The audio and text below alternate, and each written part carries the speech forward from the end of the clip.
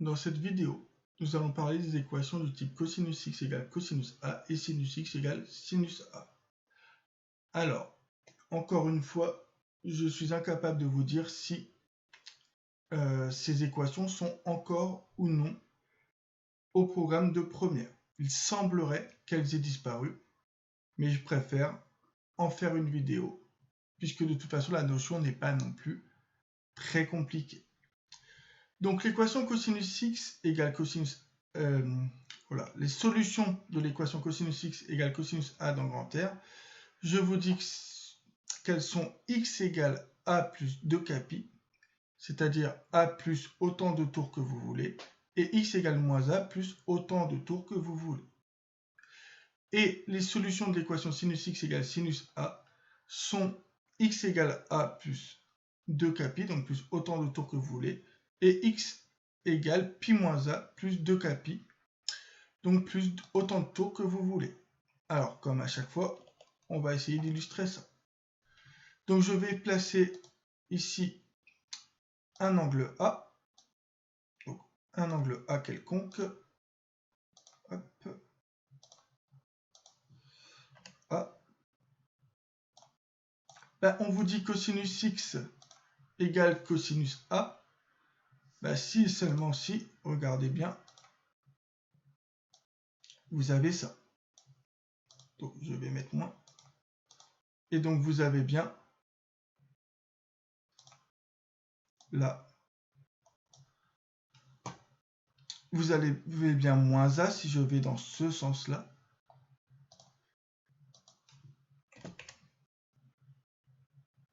Donc, vous avez ici moins A. Donc, si je veux que cosinus, si vous prenez ici cosinus x égale cos A, ben vous allez avoir x qui est égal à A, mais aussi, pour avoir le même cosinus, on peut aussi avoir x qui est égal à moins A. De la même manière, si on parle des sinus, ben si on parle des sinus,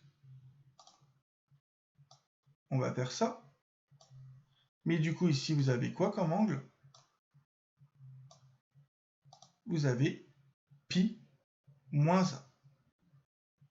Donc ici, vous obtiendrez pi moins A. Et donc, on voit bien que sinus x égale, si je veux que sinus x soit égal à sinus A, bah, je vais avoir comme réponse bah, x vaut A, mais x peut valoir aussi pi moins A. On verra, on voit bien que si x vaut A ou si x vaut pi moins A, vous avez le même sinus. Pour le cosinus, si x vaut A, vous allez bien avoir cosinus A, mais si x vaut moins A, vous aurez aussi cos A. Voilà comment on illustre ici ce théorème. Application numéro 5. Donc, résoudre ces équations-là.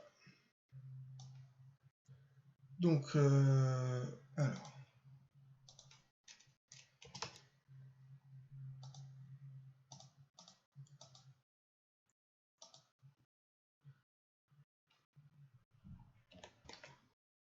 alors, le petit 1, c'est un exemple simple, une application directe du cours.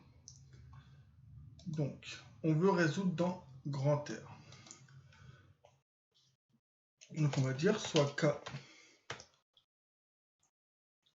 un entier relatif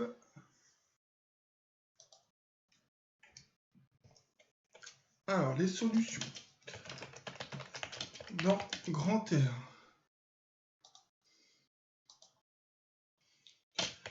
de l'équation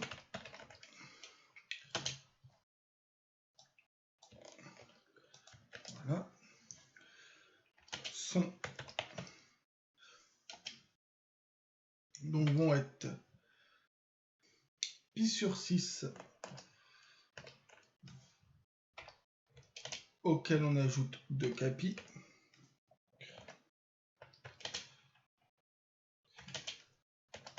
et moins pi sur 6 auquel on ajoute 2kπ. Voilà. Et les solutions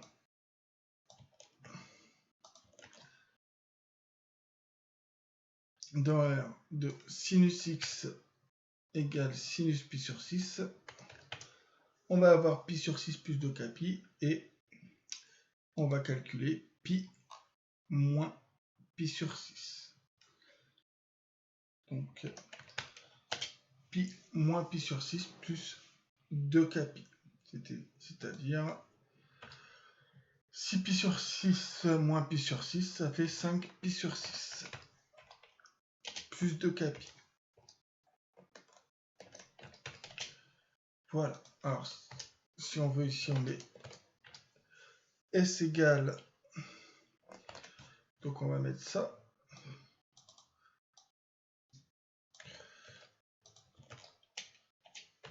Point virgule ça.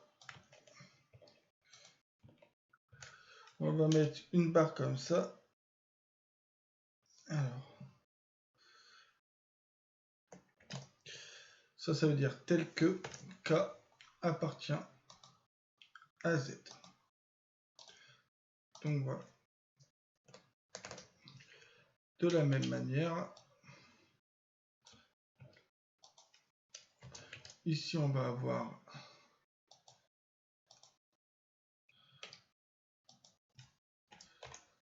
ça. Voilà. Ensuite, on nous demande résoudre dans moins pi pi quand est-ce que cosinus x est égal à cosinus 2pi sur 3.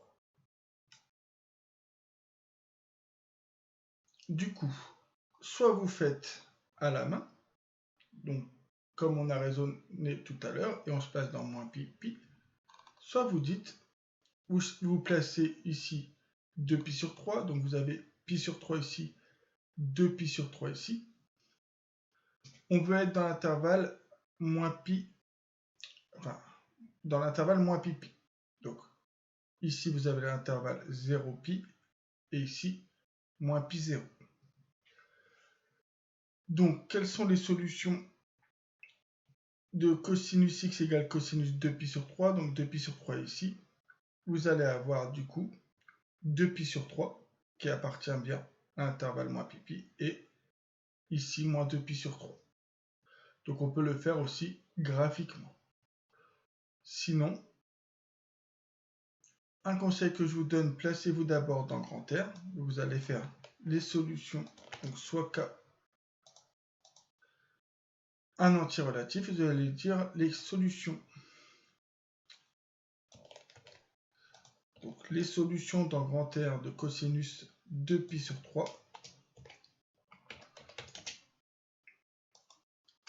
Donc cosinus x égale cosinus 2pi sur 3. C'est égal donc à 2pi sur 3 plus 2k pi. Et moins 2pi sur 3 plus 2k pi. Maintenant, on veut être dans moins pi pi. Pour être dans moins pi pi, on essaye k égale 0. Donc quand on essaie k égale 0, on a 2pi sur 3. 2pi sur 3 appartient bien à l'intervalle moins pi pi. Si vous faites k égale 1, bah vous allez faire un tour de plus. Donc ça ne fonctionnera pas. On sortira de l'intervalle moins pi pi. Donc ça ne va pas. Ici, on essaie k égale 0. On a moins 2pi sur 3. On y est. Donc c'est bon. Donc maintenant, vous allez dire les solutions dans l'intervalle moins pi pi sont, donc de cette équation, sont juste 2pi sur 3 et moins 2pi sur 3. Ensuite, vous pouvez conclure en disant du coup que nous, ce qui nous intéresse, c'est dans moins pi pi.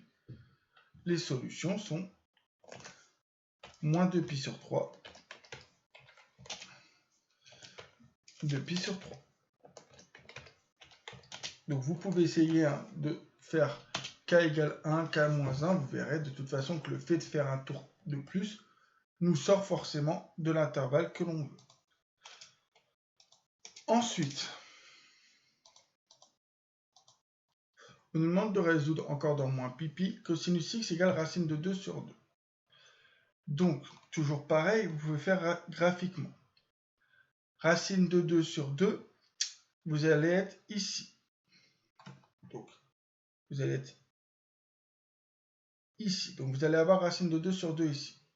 Ça va correspondre à pi sur 4 et à moins pi sur 4. Vous pouvez faire autant de tours que vous voulez de plus. Si vous faites des tours de plus, vous sortirez de l'intervalle moins pi pi. Alors, donc on va dire...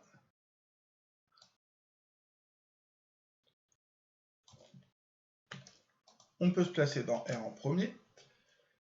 Donc, de cosinus... Alors, cosinus x égale racine de 2 sur 2.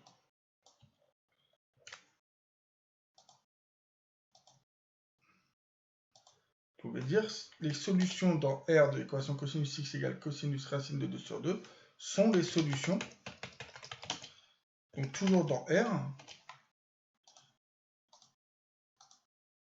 de l'équation cosinus x, donc cosinus x égale cosinus finalement pi sur 3, pi sur 4, excusez-moi.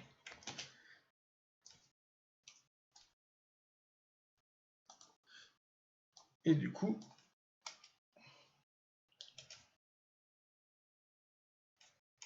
sont les solutions.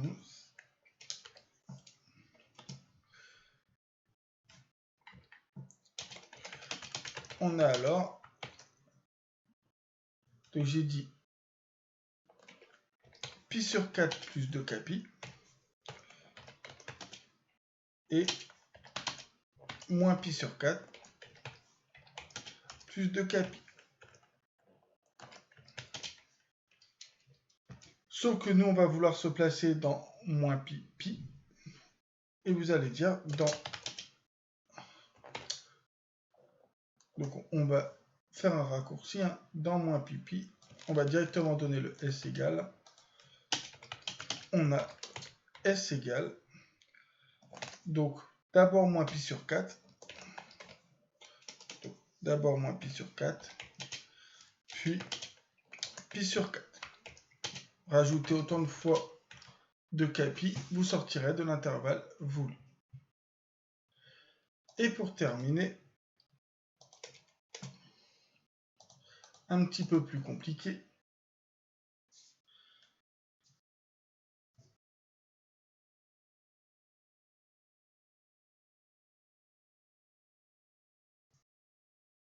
on va encore donc dire, d'ailleurs j'ai oublié ici, excusez-moi, soit K appartenant à Z. Et du coup, je vais faire la même chose ici, soit K appartenant à Z.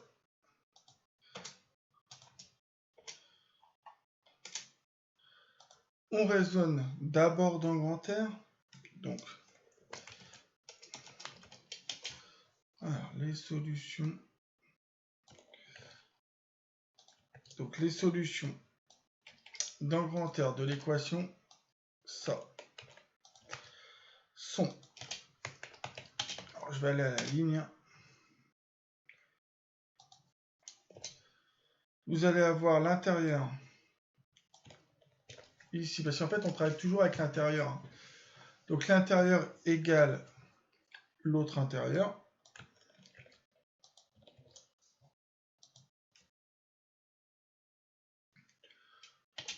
Donc, et vous allez avoir ça qui est égal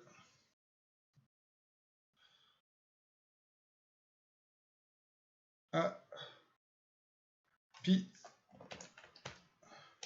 moins 2pi sur 3. Maintenant, vous rajoutez 2 capi partout, donc plus 2 capi. Et la même chose ici. Voilà. Alors sinon, hein, ce que vous pouvez faire, c'est que vous pouvez, si vous voulez résumer ça pour avoir une autre façon d'écrire, vous dites dans grand R, dans grand R, ça, cette équation-là, les solutions sont ça, Là, vous ne mettrez plus le mot et, mais ou. Donc, ça veut dire qu'on a ça ou ça. Donc, soit vous dites les solutions sont ça et ça, soit vous dites ça équivaut à avoir ça ou ça. Voilà. Alors, du coup, on a x égale. On va faire plus pi sur 4 à gauche et à droite. Donc, on a 2 pi sur 3, auquel on rajoute pi sur 4.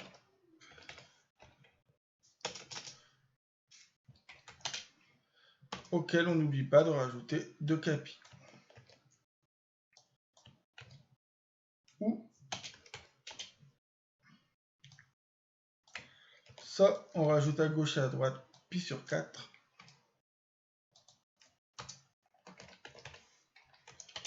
Voilà. On va résoudre un petit peu mieux. Donc ça, on met sur le même dénominateur qui va être 12. Donc ici, je multiplie par 4, j'ai 8 pi sur 12. Donc 8 pi sur 12. Ici, je multiplie par 3, j'ai 3 pi sur 12. Et de la même manière, ici, vous allez avoir 12 pi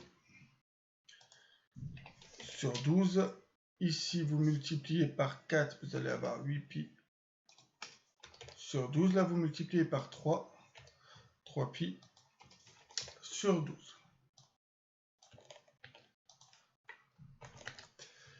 On fait le calcul, vous avez 11 pi sur 12 ici, plus 2 capi. Et ici, vous allez avoir donc 7 pi sur 12.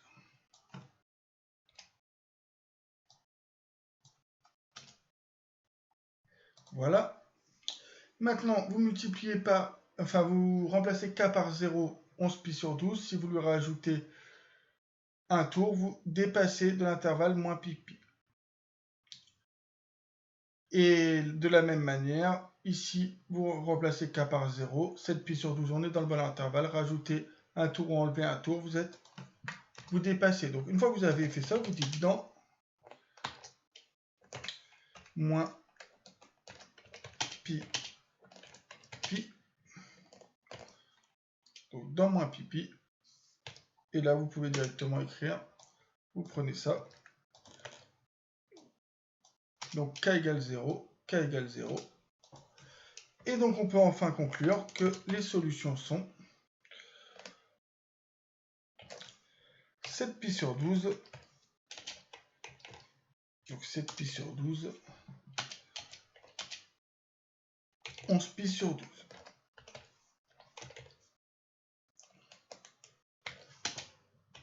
Donc, quelques petites remarques. Parfois, ici, devant le x, vous allez avoir un 2, un 3, un moins 2, un moins 3, etc. D'accord? Là, en fait, ici, c'est comme si vous aviez 1. Et ce 1-là nous permet de dire qu'on va avoir deux solutions. Donc, si vous avez 1 ici, vous aurez deux solutions dans l'intervalle moins pi, pi. Si vous avez ici un 2, vous aurez 4 solutions dans l'intervalle moins pi, pi, etc. Parce qu'en fait, à la fin, à un moment donné, ça voudra dire que vous allez diviser ici ce 2 capi aussi. Là, on ne le divise pas, puisque, comment dire, c'est comme si on divisait par 1, mais si vous aviez eu, donc j'insiste, on est sur du si, vous avez 2x ici, donc vous avez à un moment donné 2 ici.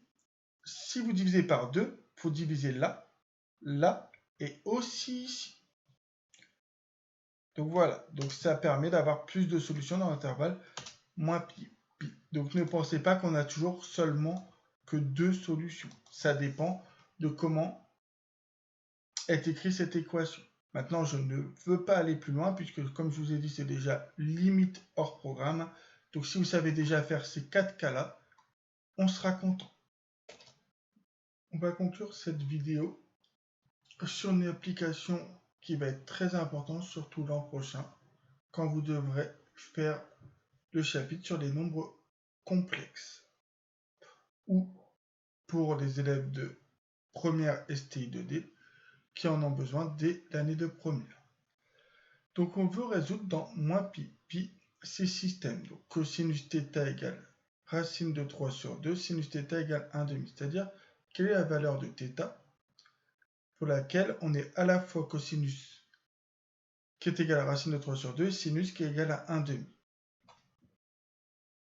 Donc, pour ce faire, je vous invite à apprendre par cœur le tableau ou le cercle trigonométrique où vous savez cette configuration-là.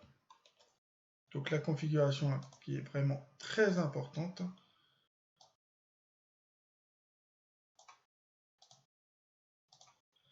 Donc voilà la configuration que je fais apprendre à mes élèves. Vous avez ensuite, alors ce que je mets en rouge, c'est, attention, je parle de mesure d'angle. Donc ne pas confondre ici, dans le repère, on a -1, 1, -1, 1. Et en termes de mesure d'angle, ici, on a tendance à mettre 0. Ici, pi sur 2. Donc ici, pi sur 2. Et attention, on parle ici de mesure d'angle, en fait. C'est juste qu'on fait des raccourcis.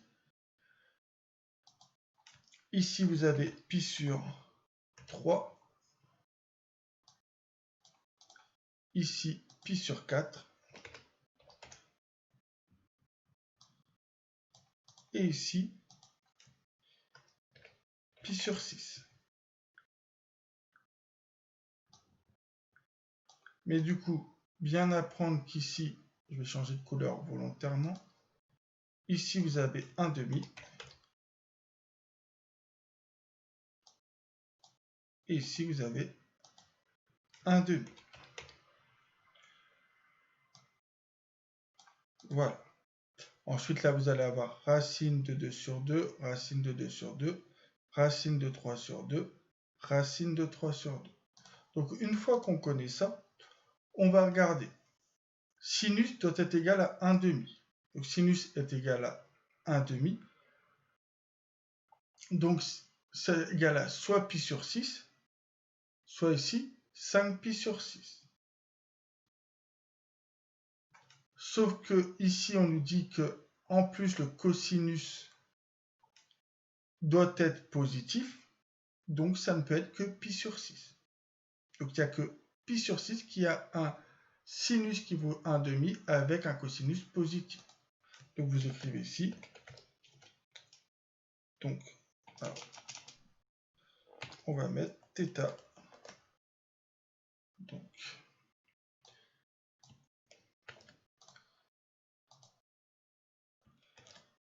θ égale. Et j'ai dit pi sur 6.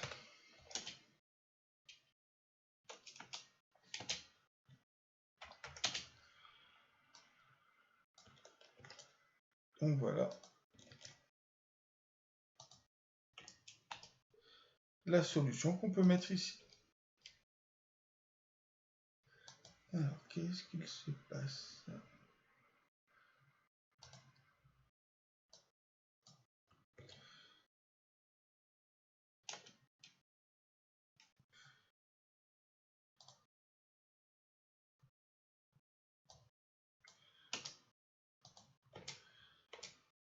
Donc, la solution, j'ai dit que c'était θ égale pi sur 6.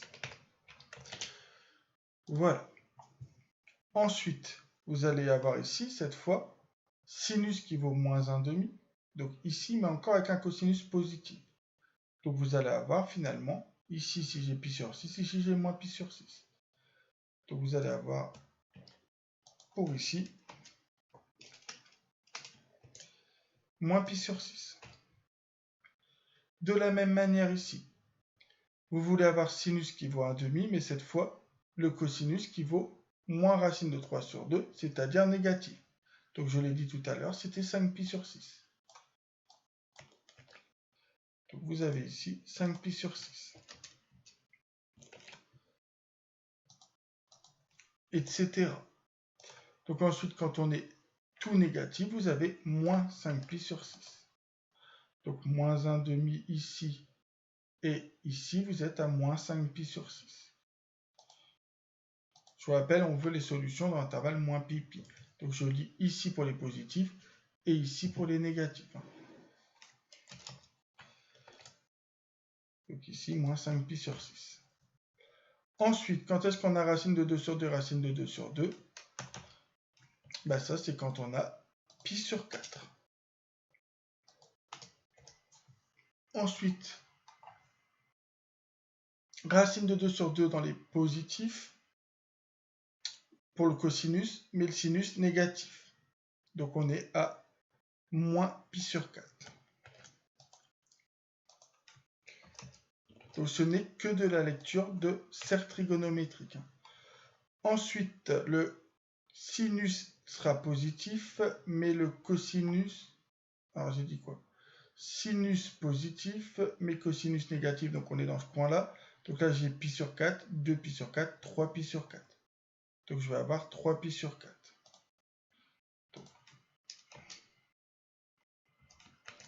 J'ai dit 3pi sur 4. Et quand on a cosinus et sinus qui sont négatifs, donc on est dans ce coin-là, vous avez moins 3pi sur 4.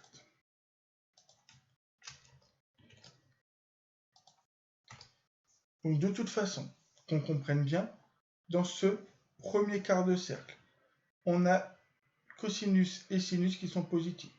Dans ce quart de cercle, nous avons le cosinus négatif, le sinus positif. Ici, nous avons cosinus et sinus négatif. Ici, nous avons cosinus positif et sinus négatif. C'est vraiment ça à comprendre et après à traduire. Du coup, maintenant, cosinus vaut 1 demi et sinus positif. Donc, cosinus 1 demi et sinus positif, nous avons pi sur 3. Donc, pi sur 3. Ensuite, cosinus positif, mais c'est le sinus négatif, donc nous avons moins pi sur 3 par symétrie, finalement.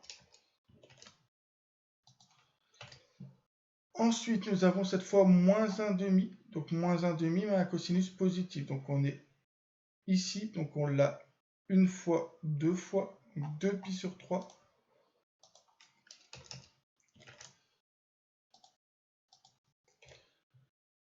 Et du coup, on a moins 2 pi sur 3. Quand on a le cosinus et le sinus qui sont négatifs. Et pour terminer, on veut savoir quand est-ce qu'on a cosinus qui vaut 0 et sinus qui vaut 1. Donc cosinus qui vaut 0 et sinus qui vaut 1, on a pi sur 2. Donc θ égale pi sur 2.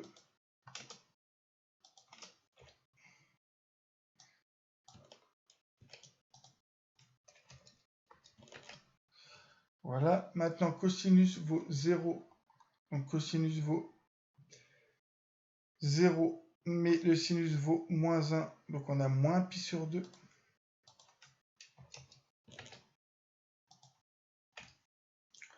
Ensuite, cosinus vaut 1, mais sinus vaut 0. On est 0.